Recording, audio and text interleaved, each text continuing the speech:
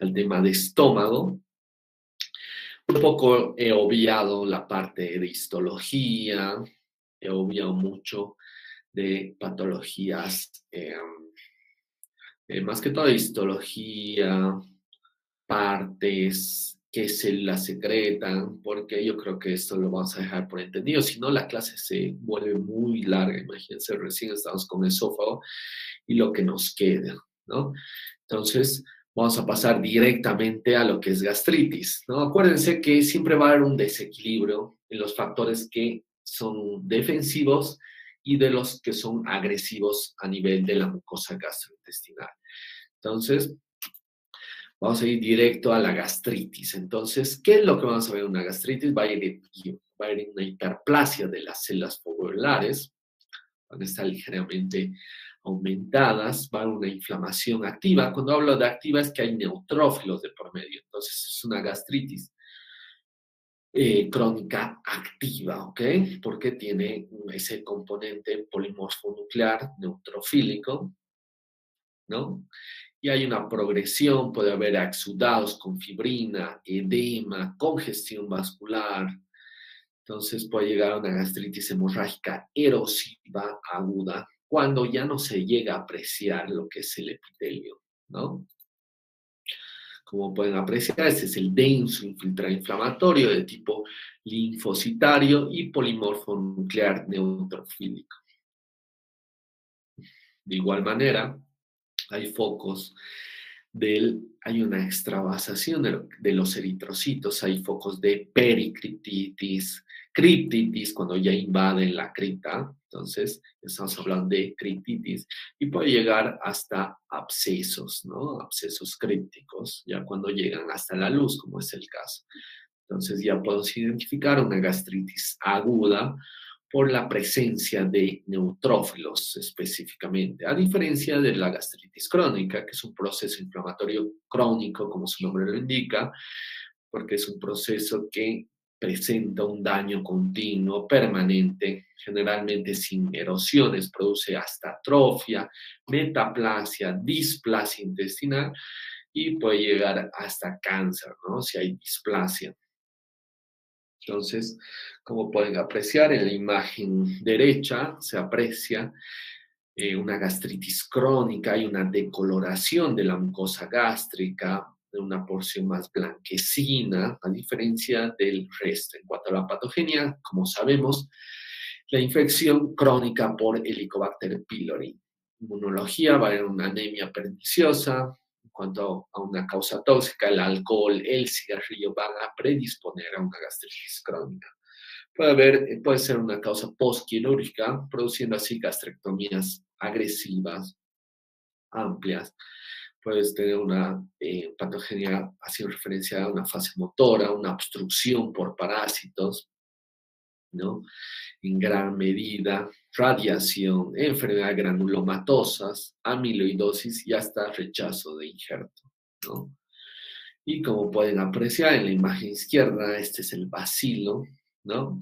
Gram negativo del Helicobacter pylori, es curvilíneo, no forma esporas y presenta estos flagelos, por ende su motilidad es amplia. Acuérdense que estos siempre van a estar a nivel de la luz, ¿ok? A nivel de la mucosa, del moco, se va a llegar a apreciar en la luz. Entonces, acuérdense que son bacilos curvilíneos en la mayoría de los casos. Entonces, se aprecia un 90% de los pacientes con gastritis crónica. Si hay una colonización, aumenta con la edad y se adquiere durante la infancia. El riesgo de úlcera péptica, de cáncer gástrico, se eleva por la presencia del Helicobacter pylori, ¿no? Puede llegar a ulcerarse y por ende puede haber una perforación si no se llega a tratar a tiempo, ¿ok?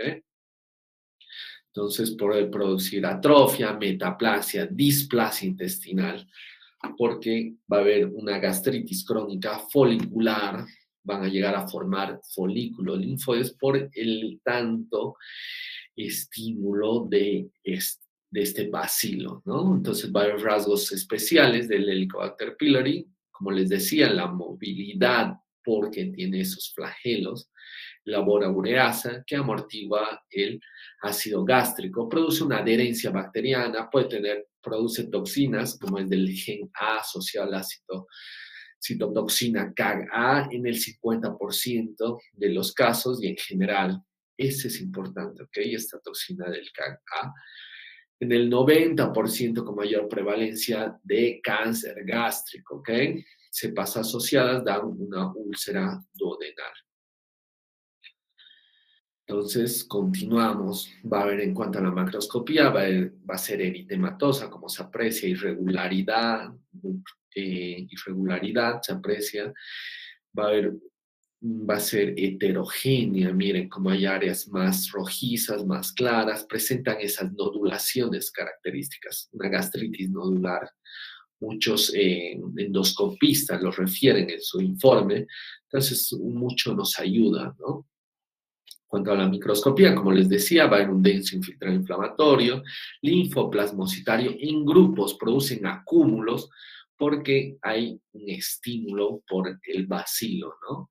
Si es intenso, ¿ven? Produce una gastritis crónica folicular. Hace referencia a que llegan a tener esos acúmulos linfoides, llegan a tener agregados linfoides con centros germinales. Hay que pensar ya en un tejido linfoide asociado a mucosas como es el MALT, que es un linfoma asociado a este nivel. Como pueden apreciar, la imagen izquierda ya se identifica al Helicobacter pylori. Acuérdense, tiene esa forma de, eh, de bacilo, de coma. Entonces, esa es una tinción especial, que es la de Wartin-Starry. Silverstein, ¿no? Que es una tinción de plata, donde se aprecia ya los vacíos y como les decía, están a nivel de la luz de la mucosa. Entonces es fácil, se identifica con una escala de una cruz, dos cruces, tres cruces. Entonces ya podemos identificar y acuérdense que va a haber neutrófilos. Entonces, miren, en la imagen de la izquierda, en la porción inferior, podemos identificar ya los neutrófilos que llegan hacia la superficie del epitelio. La imagen derecha, lo que les decía, esos infiltrados linfoides ya con un centro germinal de por medio, debido al constante estímulo del Helicobacter pylori, ¿no? Entonces, ya sería una gastritis crónica folicular, ¿ok? Porque forman esos acúmulos linfoides. También tienen que estudiar la gastritis atrófica autoinmune, se los voy a dejar.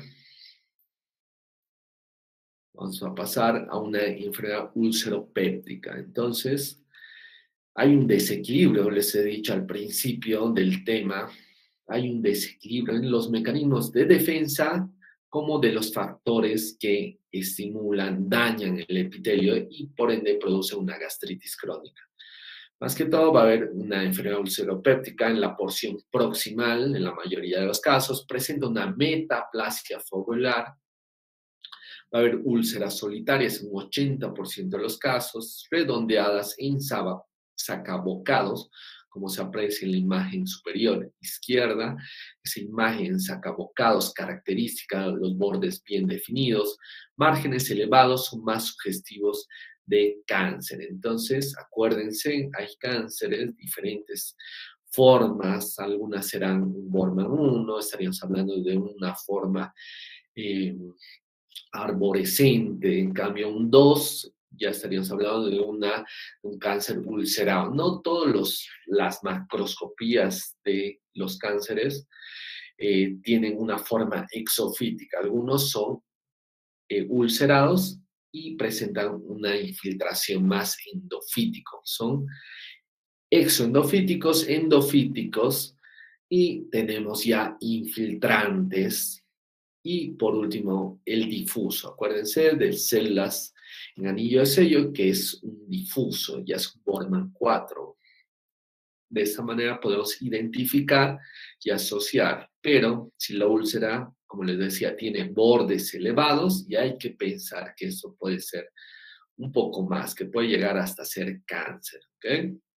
Entonces, y no solamente eso, cáncer es lo peor, pero antes de eso podría perforarse y se aprecia neumoperitoneal en la cavidad peritoneal, ¿no? Entonces, eso se puede evidenciar con una radiografía de abdomen simple, ¿no? Y que sea de pie. Entonces, las úlceras activas presentan restos fibrinoides con un infiltrado inflamatorio de tipo neutrofílico, tejido de granulación con vasos inmaduros, cicatriz fibrosa o puede llegar hasta colágeno, como se aprecia en la imagen superior, la hemos mencionado.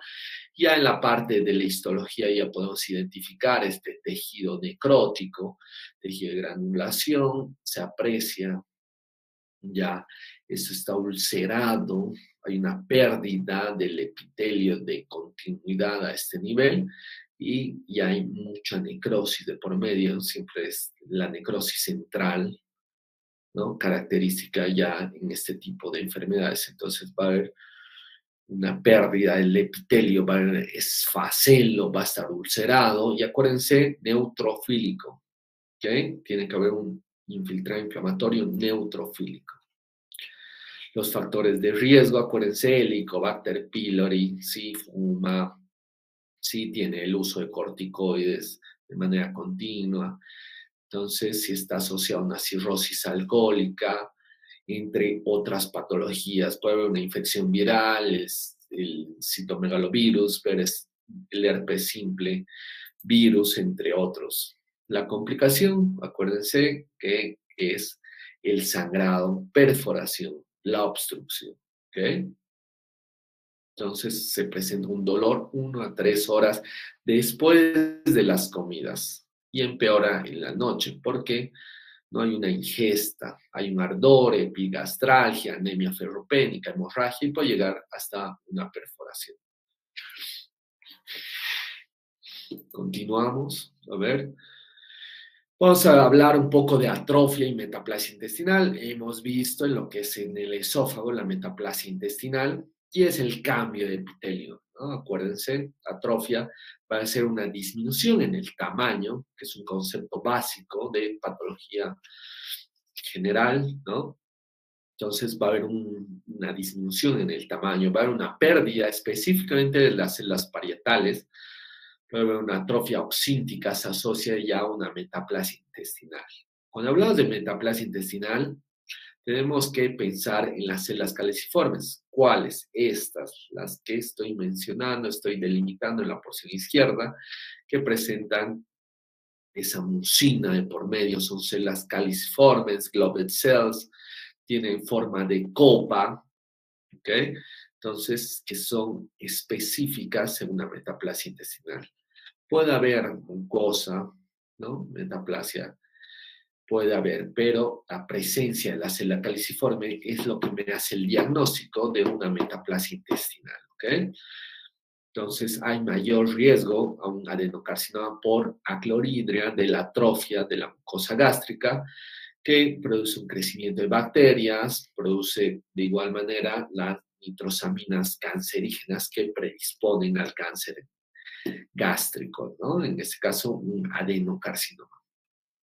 Por ende, hay mapeos, acuérdense, hay mapeos de biopsias a nivel del estómago. Se toma alrededor de 5 biopsias, se hace un mapeo específico y se utiliza el sistema de Olga, ¿ok? Para ver, identificar lo que es atrofia, también para identificar lo que es la metaplasia intestinal. Entonces, de esa manera podemos identificar lo que es el cáncer, ¿ok?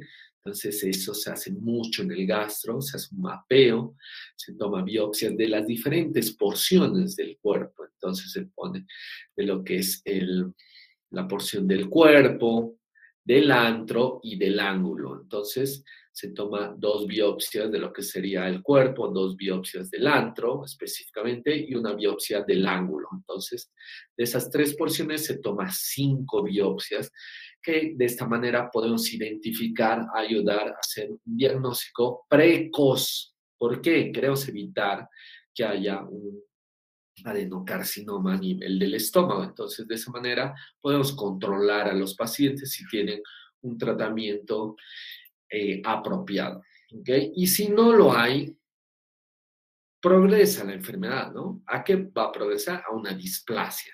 Entonces, acuérdense cómo se aprecia la displasia, va a haber una hipercromasia nuclear, como se puede evidenciar a nivel de la mucosa, va a haber alteración en la relación núcleo-citoplasmática, la forma, la orientación del epitelio, el núcleo, que se vuelve más alargado, hay una pérdida de la polaridad, puede haber figuras mitóticas y no maduran hacia la superficie. Entonces son características displásicas. La gastritis crónica expone el epitelio al daño de los radicales libres. Y lo que les decía, ninguna me he obviado. Continuamos con las gastropatías hipertróficas, solamente las vamos a mencionar, la más importante. Recientemente hemos diagnosticado una enfermedad de Menetier en el Instituto Gastroenterológico Boliviano, pero lastimosamente, me da pena decirlo, el paciente no volvió a consulta. Entonces, es una lástima, ¿ok? Porque acuérdense que el tratamiento específicamente va a ser una resección, ¿no? Una resección gástrica parcial, una gastrectomía parcial o total, dependiendo del caso, se evalúa. Entonces, la próxima vez que lo veamos va a ser con una gastrectomía, ¿no? Y normalmente esto se podría evitar, en primer mundo se evita, pero el tratamiento es muy caro. Ese es el problema. Muchos de los seguros no los cubren. Y tenemos esa imagen característica, vamos a hablar superficialmente, ¿no? Tiene un aspecto cerebriforme, ¿ok? Como cerebro, como si fueran circunvoluciones, surcos cerebrales, porque acuérdense, va a haber una hiperplasia de células de la mucosa foveolar, las glándulas, como aprecian en la imagen microscópica, están en sacacorchos, tirabuzón, espiral, ¿ok? Y presentan estas dilataciones quísticas que son características en este tipo de enfermedad, síndrome de Solier-Ellison, que son producidos por tumores neuroendocrinos. Esto lo vamos a ver más adelante, que está asociado un poco al MEN1, al MEN2, que son neoplasias endócrinas múltiples, ¿ok? Entonces, acuérdense que presentan úlceras duodenales o diarrea crónica. El tratamiento va a ser con omeprazol, bloqueo de hipersecreción ácida, tratando de reducir. 75% de los gastrinomas son esporádicos y solitarios y el restante está asociado a los síndromes MEN1, MEN2, ¿ok? MEN1A, ¿ok? Entonces hemos dado por finalizado